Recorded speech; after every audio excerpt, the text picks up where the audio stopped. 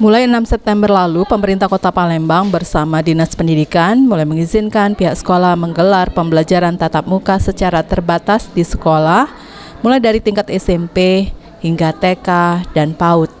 Menurut Kepala Dinas Pendidikan Kota Palembang Ahmad Julinto, untuk TK, PAUD, pengawasan protokol kesehatan harus ketat karena orang tua yang mengantarkan anaknya di sekolah dikhawatirkan akan menimbulkan kerumunan.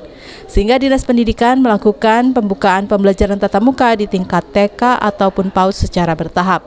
1 minggu akan ada 3 TK PAUD yang dibuka, serta harus memiliki fasilitas sarana dan prasarana protokol kesehatan.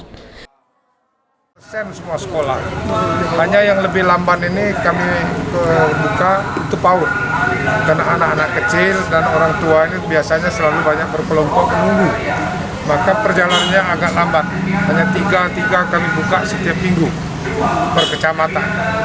Kalau SMP sudah 100% ya, mudah-mudahan swastanya di minggu ketiga ini akan 100%. Untuk SD kita akan tambah lagi, sehingga pada akhir daripada September semua sekolah sudah bisa menikmati pembelajaran.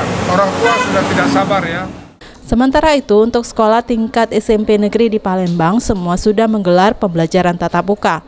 Dinas Pendidikan menargetkan pada September akhir semua sekolah negeri maupun swasta menggelar pembelajaran tatap muka di sekolah. Abidin Riwanto, PAL TV.